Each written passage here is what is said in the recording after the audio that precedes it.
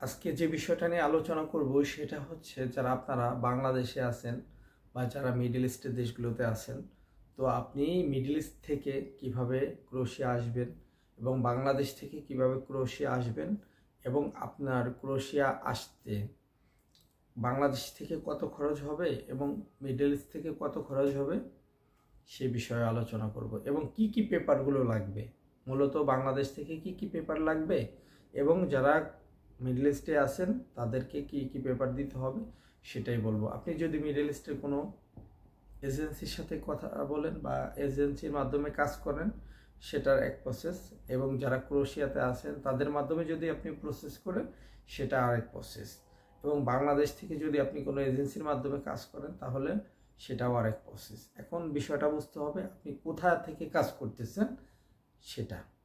এখন দেখুন, আপনি যদি বাংলাদেশ থেকে আপনার কোনো পরিচিত ভাই বিরাদার বা আত্মীয় স্বজনের মাধ্যমে ক্রোয়েশিয়া আছে তাদের মাধ্যম দিয়ে কাজ করেন তাহলে সেক্ষেত্রে আপনার খরচও কম হবে এবং আপনার সেফটি থাকবে, আপনার ডুপ্লিকেট কোনো কিছু হওয়ার সম্ভাবনা থাকবে না।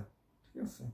এখন মিডল ইস্ট থেকেও যদি ওরকম আত্মীয় স্বজনের মাধ্যমে করেন সেক্ষেত্রেও সম্ভাবনা খুবই কম আপনার ডুপ্লিকেট পেপার আসতে। অরিজিনাল পেপারে আসবে, বেশিরভাগ ডুপ্লিকেট হবে না ওয়ার্ক পারমিটগুলো। কিন্তু মিডল ইস্টের দেশগুলো থেকে যদি আপনি আবেদন করেন বিভিন্ন এজেন্সির মাধ্যমে তাহলে কিন্তু প্রতারণা হওয়ার চান্স বাড়বে আপনার। ঠিক আছে। মিডল ইস্টের যে এজেন্সিগুলো আছে তারা কিন্তু ভণ্ড, এটা মনে করে দিলাম আপনাদের, বেশিরভাগই ভণ্ড। আপনার কাছ থেকে কিছু টাকা নেবে, নিয়ে একটা ফেক ওয়ার্ক পারমিট দিবে, এটার বেশি সম্ভাবনা থাকে। এই জন্য বলবো আপনি সর্বপ্রথম আপনার নিকট আত্মীয় যদি পরিচিত ভাই বিরাদার বন্ধু বান্ধব থাকে তাদের মাধ্যমে প্রসেসিং করাইতে পারলে আপনার সম্ভাবনা সব দিক দিয়ে বাড়বে। যাক, এটা বললাম। এখন খরচটার কথা একটু বলবো, তারপরে বলবো কি কি পেপারগুলো লাগবে সেটা। মনোযোগ দিয়ে কথাগুলো শুনুন, আপনি বিভিন্ন প্রতারণা থেকে বাঁচতে পারবেন। এখন মিডল ইস্ট থেকে আপনার খরচ হয় মূলত 9 থেকে 10 লাখ টাকা খরচ হয়ে থাকবে যদি কোনো পরিচিত ভাই বিরাদার মাধ্যমে কাজ করেন। ঠিক আছে। কিন্তু যদি আপনি কোনো এজেন্সির মাধ্যমে কাজ করেন আপনাকে বলবে 7 লাখ 6 লাখের ভিতর আপনার হয়ে যাবে, কিন্তু বেশিরভাগ টাইম তারা প্রতারণা করবে, টাকা নিবে প্রথমে 1-2 লাখ, নিয়ে আপনাকে ফেক একটা ওয়ার্ক পারমিট ধরাই দিবে, তার পরবর্তীতে আপনার ওইটা বিএফএস পেস করলেন কিন্তু ভিসা হবে না। এই ক্ষেত্রে আপনাকে পরিচিত মাধ্যম দিয়ে গেলে আপনাকে কিছু খরচ বেশি দিতে হবে। এবং বাংলাদেশ থেকে যদি আপনি আসেন ক্রোয়েশিয়ার দেশগুলোতে, মানে ক্রোয়েশিয়াতে যদি আসেন তাহলে কিন্তু আপনাকে 14 থেকে 15 লাখ টাকা গুনতে হতে পারে, আপনার আত্মীয় স্বজনের কাছে হোক বা এজেন্সির কাছে হোক। ঠিক আছে। এই খরচটা হবেই। অনেকেই বলতেছেন যে এই মুহূর্তে বাংলাদেশে যে মানে বিএফএস আসছে 2025-এর জানুয়ারিতে, তো আমরা অ্যাপ্লাই করতে পারবো। হ্যাঁ, ভিএফএসে অ্যাপ্লাই করতে পারবেন ওয়ার্ক পারমিট আসার পরে, কিন্তু এইটার উপরে কিন্তু আপনার ভিত্তি খরচ কম বেশি করবে না। যারা মূলত ইউরোপের দেশগুলোতে আছে তারা কিন্তু আপনাকে এই কম টাকার ইউরোপ নিয়ে আসবে না। ঠিক আছে। সাধারণত মিডল ইস্টের একটা দেশেই যাইতে বর্তমানে 7-8 লাখ টাকা লাগে, তো আপনাকে সেই ক্ষেত্রে ইউরোপের মতন একটা দেশে আপনাকে 5-7 লাখ টাকায় কীভাবে নিয়ে আসবে এই বিষয়টা আপনি মনে রাখবেন। ঠিক আছে। আপনি ইউরোপে শুধু বেতন কত, থাকা কত, খাওয়া কত এইটার চিন্তা না করে আগে আপনি দেখেন আত্মীয় স্বজনের মাধ্যমে প্রবেশ করতে পারেন কিনা, তাহলে কিন্তু আপনার আর ওই বেতন কত এই কত এগুলো দেখা লাগবে না। নর্মালি 1-1.5 লাখ টাকা একটা মানুষ ইনকাম করবে থাকা খাওয়ার পরে, এটাই সেনজেনের যে কোনো একটা দেশে আপনি করতে পারবেন। ঠিক আছে।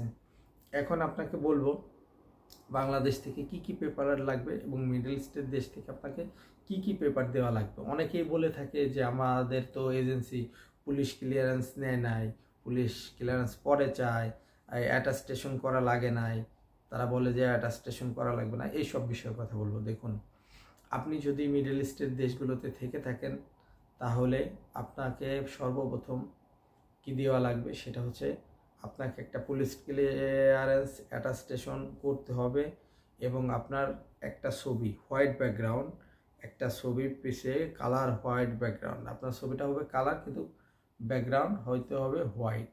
ঠিক আছে।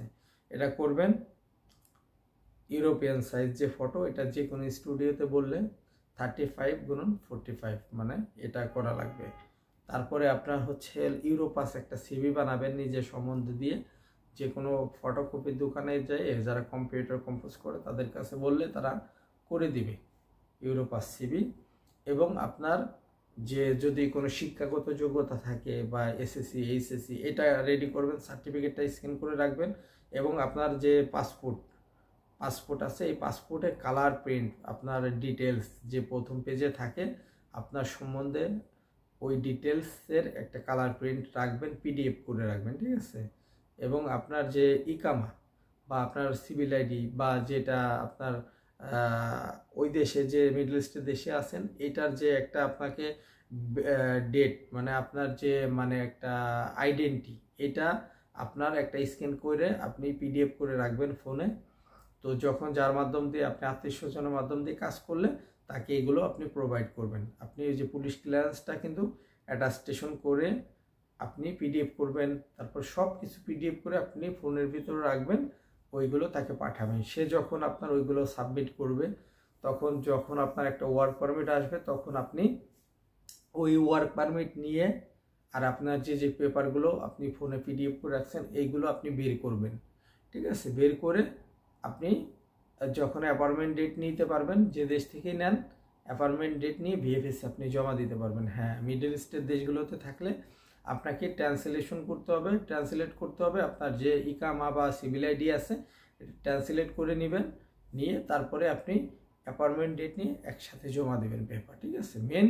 মেন পেপার হচ্ছে ওখান থেকে আপনার ক্রোয়েশিয়া থেকে যে পেপার আপনাকে দিবে এটা যদি অরিজিনাল থেকে থাকে, অ্যাকোমোডেশন, তারপরে আপনার ট্রান্সপোর্ট, ফুড যেটাকে বলা হয় ফুড, তারপরে work permit, contract letter, all everything, এই পেপারগুলো যদি রাইট থাকে অবশ্যই আপনাকে ভিসা দিবে, ঠিক আছে। ভিসা দেওয়ার মালিক কিন্তু এম্বাসি, নট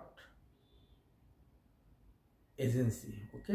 এজেন্সি কিন্তু আপনাকে ভিসা দিতে পারবে না, তবে হ্যাঁ ভুয়া এজেন্সি কিন্তু আপনাকে সুন্দর মতন একটা ভুয়া ওয়ার্ক পারমিট ধরাই দিতে পারবে।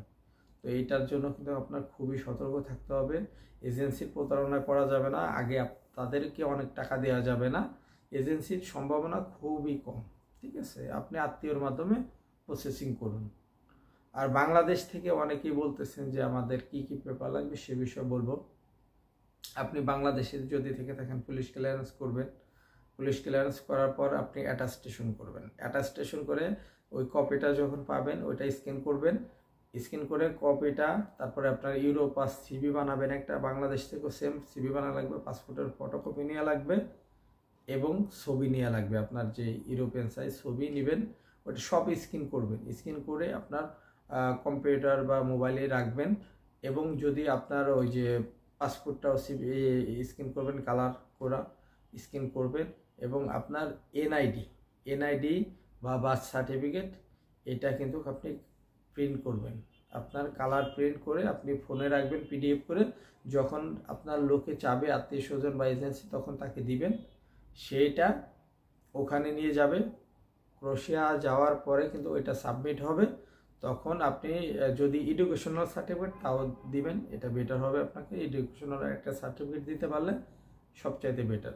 এটা দিয়ে আপনি যখন আপনার পেপারগুলো সাবমিট করবে ওয়ার্ক পারমিট আসবে, তখন আপনি যদি বাংলাদেশে যদি থাকে ভিএফএস, অবশ্যই আপনি বাংলাদেশ থেকে বর্তমানে আসছে, আপনি বাংলাদেশ থেকে অ্যাপ্লাই করতে পারবেন, মানে জমা দিতে পারবেন ভিএফএসে, তখন আপনার ভিসা হওয়ার চান্স বাংলাদেশ থেকে বেশি থাকবে। বর্তমান হয়তো কিছুদিন পরে হয়তো একটু কমে যাবে, কিন্তু বাংলাদেশ থেকে বেশি হবে।